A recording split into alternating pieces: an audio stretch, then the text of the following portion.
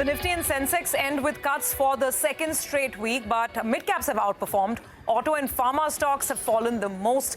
On today's edition of Editors Roundtable, we take stock of the week gone by, decode India's QIP fundraising spree, and put the spotlight on China's big equity rally. I'm Surabhi Upadhyay, and with me are editors Nigel D'Souza as well as Nimesh Shah. Guys, finally, thank God it's Friday. But I guess for the market, it's a bit of mixed feeling. We haven't fallen, at least the falling has stopped. But Friday, kind of put a lid on some of the recovery as well. Well, it was more of a recovery as well in the broader market stocks. And that was a bit of a relief, Surabhi. Clearly, the kind of carnage we've seen in the broader markets, the mid-cap index down 20, micro-cap down 21, Nifty 50 down 22%. And after that, such a sharp fall, a bit of a respite was also helpful. So a bit of recovery in the broader market stocks this week. That was a kind of a relief. But if you ask me, we're still not out of the woods. So next is going to be crucial. We have an expiry as well, truncated week. So Wednesday we're holding a holiday. So that's a good news. But yeah, the pain doesn't seem to be over yet. And the overall feedback I'm getting is maybe till mid of March, you might see that pressure in the broader markets because of the leverage selling or whatever you call it. That might continue for the next another couple of weeks. So maybe some more days of pain ahead, maybe. Yeah. Well, and normally towards the end of March, we have that tax harvesting as well that we normally see. You know, since we're going to be looking forward to an India versus Pakistan game, I'll just put it in cricketing parlance. You know, if you're out of form, you could either try to smash it out of the park and maybe lose your wicket. Or maybe you just try to guard your wicket, hold on, maybe don't score too many runs, but at least hold on to your wicket. I would view this week positively in that sense, because at least we didn't give everything away. Yeah. Otherwise, if you look at the stats, last 12 trading sessions were down, 11. So Absolutely. 12 out of 13 sessions, you're in the red. At least we managed to save the wicket. Yeah, indeed. But let's take stock first of, what went on in this week itself. So a quick recap of what went on in the week.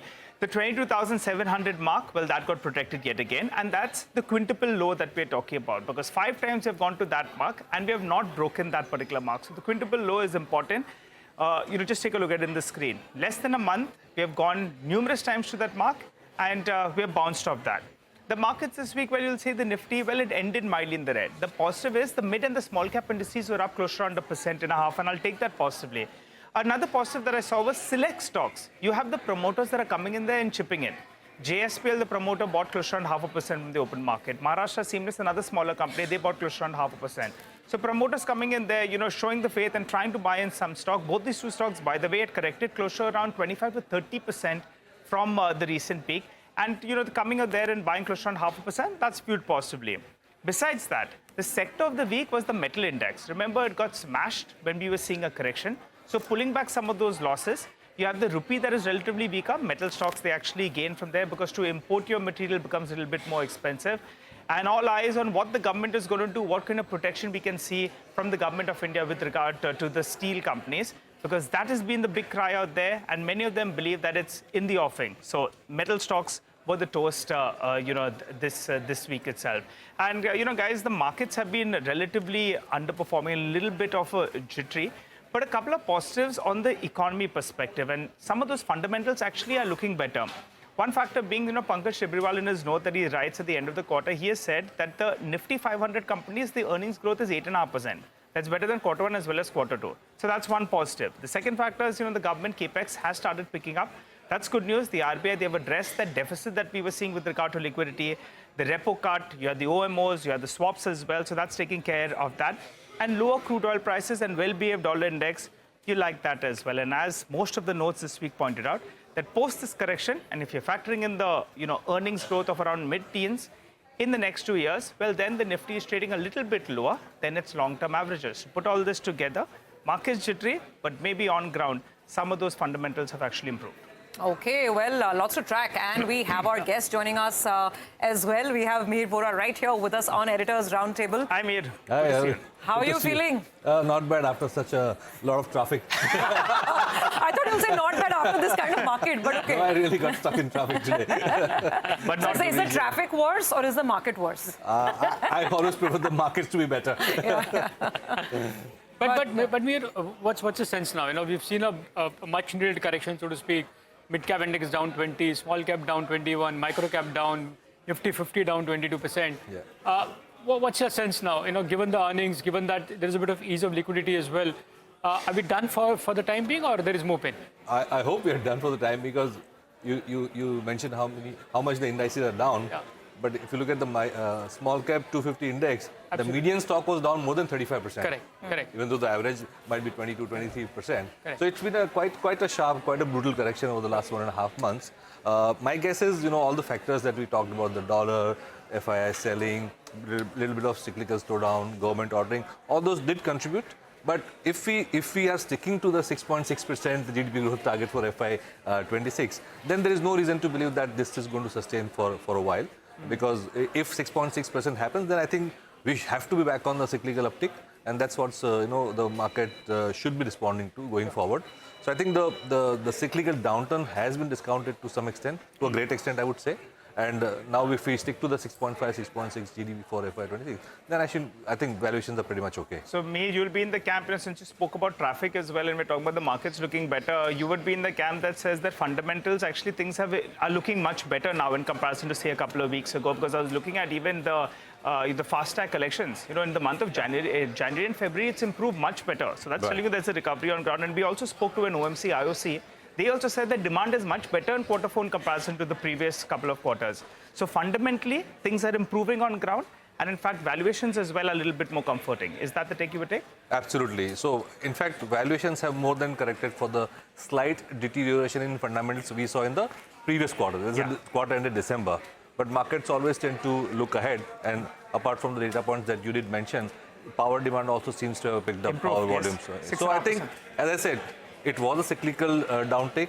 And if we go for a cyclical uptake, then I think valuations are more than compensating for that. So, Mir, then how will you position now? If you're expecting a cyclical recovery in the overall market economy and plus the earnings as well, and we've seen the correction in many of those sectors and stocks, how would you position now? What are the sectors you would bet on from here? So I would really take a bet on financials to start with, because this sector has been the worst impacted not only in the recent correction, but actually over 1.5-2 years. And because of combination factors, RBI keeping liquidity tight, crackdown on unsecured loans by the RBI again, and the DXY anyway supporting a stronger dollar, leading to FII flows for a long period of time. And FII has maximum exposure in the financial sector because of the MSCI weightage of almost 35-40%. So we have seen the worst of selling as well as liquidity tightening impact on the financial sector. And when I say financials, I'm talking about the big NBFCs and big banks, private sector banks. And that, fortunately, is a big weight in the overall index, whether it's the Nifty 50 or Nifty 500. Yes. So I think that's one sector, the big NBFCs and banks to bet on. Again, base case being, we are in for a cyclical recovery. So that should be the first to do well in a cyclical upturn, both because valuations are good and we've seen the deterioration in fundamentals impacting this sector the maximum. Credit growth is the big thing to watch for. We went down from almost 14-15% credit growth to 10%. Yes. For a country like India with a nominal GDP growth of 10-11%, like 10% credit growth is like rock bottom, It can't go. If it goes worse, then we are in for trouble. But that's improved to 12% now. Exactly. So hopefully that's a cyclical recovery that we are talking about. But speaking of course, market action, I guess some of the buzz in terms of fundraising is back. I mean, we are hearing about more IPOs coming to the market. There are some blocks that have started happening. Exactly. Correct. So that tells you that people are, slowly warming up. Yeah. So, Nimesh, what are you tracking this week? Surbhi, given the kind of fall we've seen in the broader markets, I was just looking at the QIP data of last 1 year. In the last 1 year, the India Inc. has raised nearly 1.4 lakh crores by QIP. Okay. And of that, nearly 2/3 of the companies are now trading below the QIP issue price. So that's the startling data. 1.4 lakh crores raised, the value now is close to 1 lakh, which means they're down almost 27%. Having said that, there are some winners, some small winners, but there are a large list of losers as well. I'll first talk about some companies which are still trading above the QIP price. And the most notable name in that is Lloyd Metals. Nigel tracks it very closely. They raised up 1,200 crore QIP, and from there, the stock is up almost 71%. Coforge is another big name, is still up 69% from the QIP price.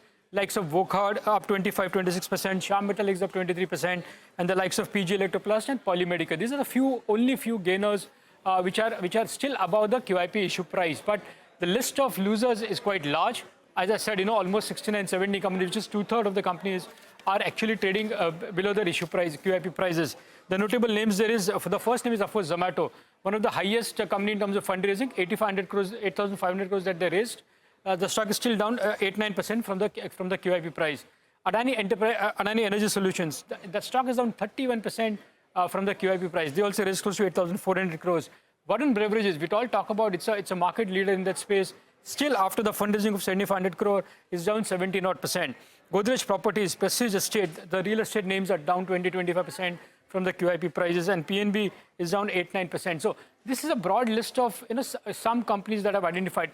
This list only is talking about companies which have raised funds over 1,000 crores. The list is quite large, and there are a lot of smaller companies which are down 20, 30, 40% as well from the QIP price. But I just want to give a couple of things, and then you'll ask Mir as well. See, the good part about it is that because it's a QIP, the funds have come into the company. So what we have to track is three things that the company can use for. One, are they paying off the debt? If they're paying the debt, you will see their impact in the very near future in terms of financials, in terms of bottom line. So that's something to track for. Or they can do a capex, the impact of which will come in the next 3-4 quarters. Or they may go for an inorganic acquisition or an inorganic opportunity. Again, that could be a bit of a binary event. But the fact is that the companies are sitting on cash after the money that they've raised by equity. So point is, one need to see whether there could be a kind of a fishing ground for a lot of the fund managers to look at this kind of a data for a potential winners in this list. Mir, coming to you, I just read out the whole list to you. Across sectors, across companies, we've seen a lot of stocks are down below the QIP price. What's your sense? Would you look at this bucket in terms of identifying opportunities in the very near future? You mean the stocks which have done QIP? Yeah. Of course, definitely. Yeah. Because, in most of the cases, it is growth capital. Yeah. Right? And by nature, at least our style is of growth investing. So we do like good companies which raise money for good purposes, for growth. I think that's definitely a space to look at. One more thing, Mihir, that I wanted to sort of chat about, and this is latest data that came out from the NSE, their market ownership tracker. So we all know, obviously, FPI ownership has been going down. Domestic institutions have been, loading up on the market. By the way, the combined ownership, whether it's through the domestic mutual fund route or the direct route, people buying equities, that combined ownership of Indian individuals has overtaken FPI ownership of the market for the first time since 2006. It tells you about the huge churn that we've seen in the last many, many months. That's one data point. The other data point that I wanted to talk to you about was a reducing share of promoter ownership. Second consecutive quarter. Even for all NSE listed companies, that number has come down to, I think, just about 50, little over 50%. For the Nifty 50 companies, promoter ownership has now come down to about 49%. So promoters are selling, and Nimesh has been telling us about the selling, non-stop blocks, right, all through 23, 24. Is this at all a cause for concern, or is it okay? Promoters go, some strategics come in, and it doesn't really matter for shareholders. How do you look at it? I think we've discussed this in the past. Yeah. I'm not too worried. Okay. And it is a function of price beyond a point. At a price, some promoters will come and send a bit of stake, probably for personal purpose, buying a flat in, or bring it back into the equity market. Something, or bring it back into the equity market. Equity market through the family offices. Yeah. A lot of people are doing that. Yeah. So I don't think there's a cause for worry. There is a bit of stakes here, but it's not something that I would say they're exiting the business altogether and not doing anything with the money. Okay. Sylvie, just to add to your point on the retail ownership at the highest in the many years, the way to look at it is the corporate balance sheet is strong. The only leverage right now in the system is the retail leverage. The bank balance sheets are strong, government balance sheets are strong, corporate balance sheets are strong. And look at the kind of list I read out, right? Almost 1.4 lakh crores was raised by the corporate India. So even their balance sheet is strong in terms of having cash. The only leverage in the system right now is the retail participation. The excessive trading leverage. And that could be a bit of a scary in the very near term. Okay, well, we have lots to discuss. Mihir stays on with us. We'll take a very, very quick break. After the break, I also want to put the spotlight on what's happening with the China market. While we are discussing a slowdown and a fall here, the Chinese market is soaring. So what's going on over there? We'll talk about it after the break.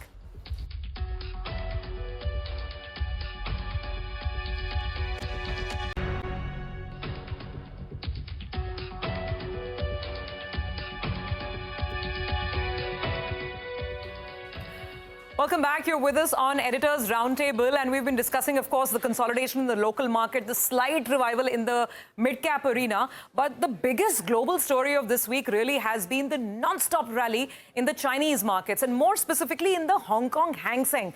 even more than the mainland Chinese market. So what's really going on? Let's put the spotlight on this. Now, the Friday moves first up. This was Friday. A lot of Asian markets were flat to slightly negative or very mild gains. But look at the Hang Seng, 3%. Actually, by the time it ended, the market closed out. This was an intraday market trade that I took. It was almost a 4% move on the Hang Seng. The Nikkei is slightly higher. The Kospi was flat. And the Nifty, we ended down about 0.5%. But it's not a Friday story at all. This story has been in the making since the start of 2025. Look at the huge disparity in the distinction between the Hang Seng, which is up almost 19%, and the Nifty, which is down 4% so far this year. Let's go a little deeper. Like I said, this is more a Hong Kong Hang Seng story right now than a mainland Chinese equity story. So the Hang Seng, like we said, is up about 18.5%, 19%. The mainland indices, the Shanghai Composite in 2025, about 3.3%. The CSI 300 index, about 3.8%. So what's happening with the Hong Kong index? Actually, even if you dive in a little deeper, you'll realize it's the Hang Seng Tech Index that's really caught the investors' imagination. The index is up about 34% so far in 2025. But I tell you what, this is not a story that's just started this year. It's been in the making for the past 6 months or so. Because if you look at the last 1 year gain of the Hang Seng Tech Index, it's almost 70%.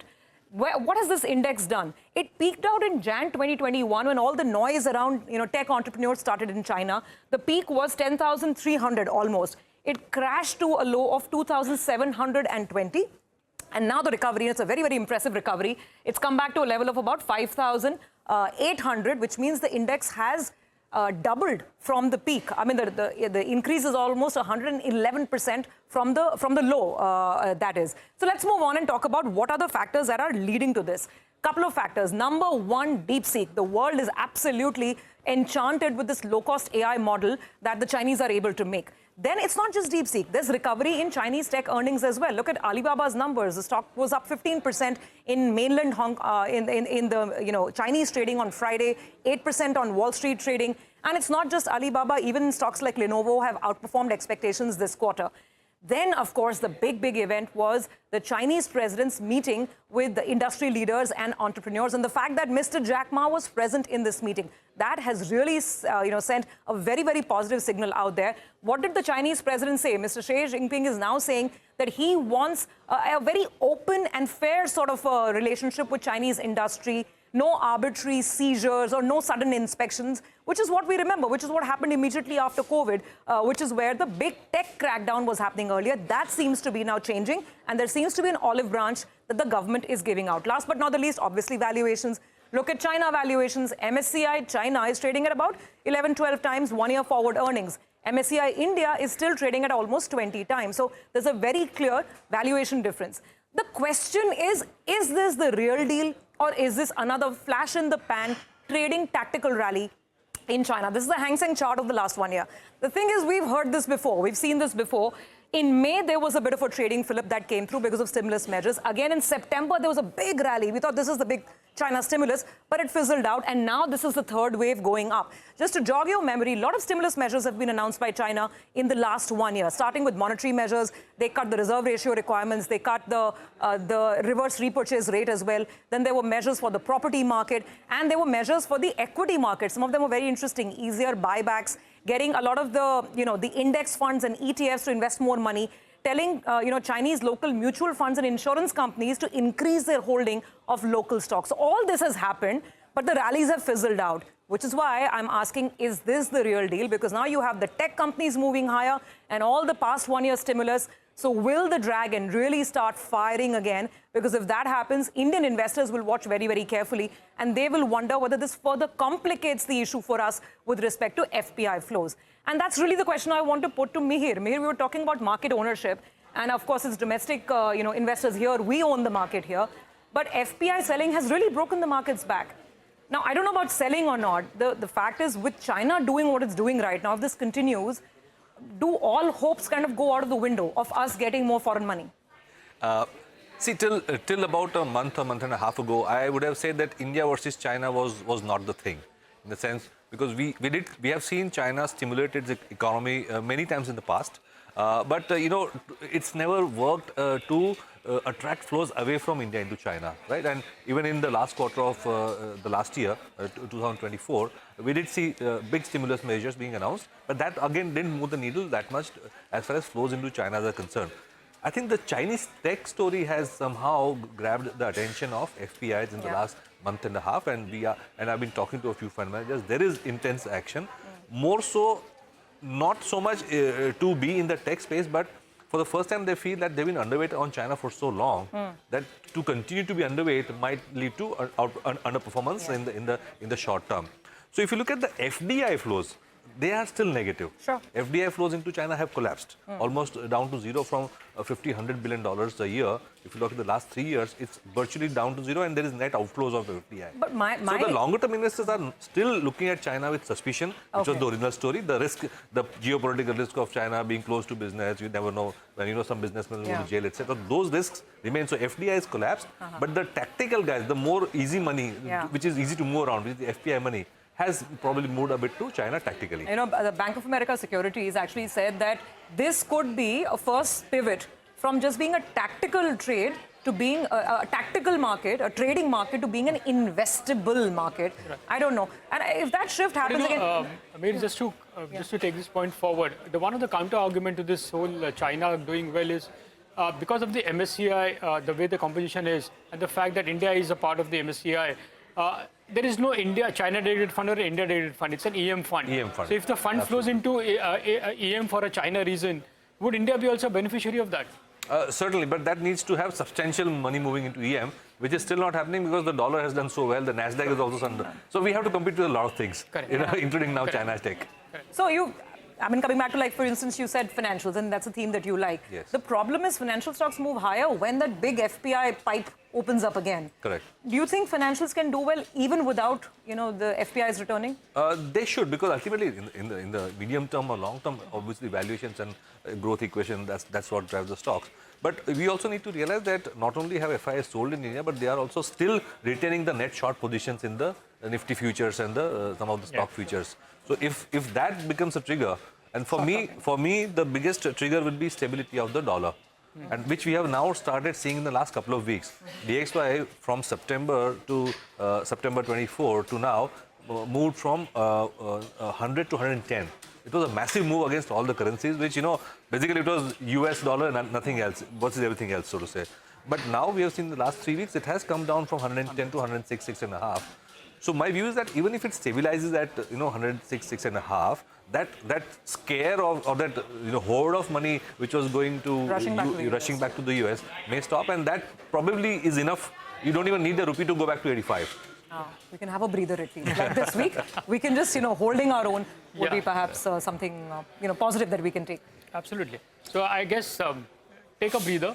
Watch the match over the weekend. Enjoy the India-Pakistan match on Sunday. And come back fresh on Monday morning. That's very, very good advice, Nimesh. I'm definitely going to take that for sure. Mir, thank you so much for dropping by and giving us perspective on the market. Well, with that, we're out of time. It's curtains on this edition of Editors Roundtable. Stay tuned to CNBC TV 18. News and updates continue.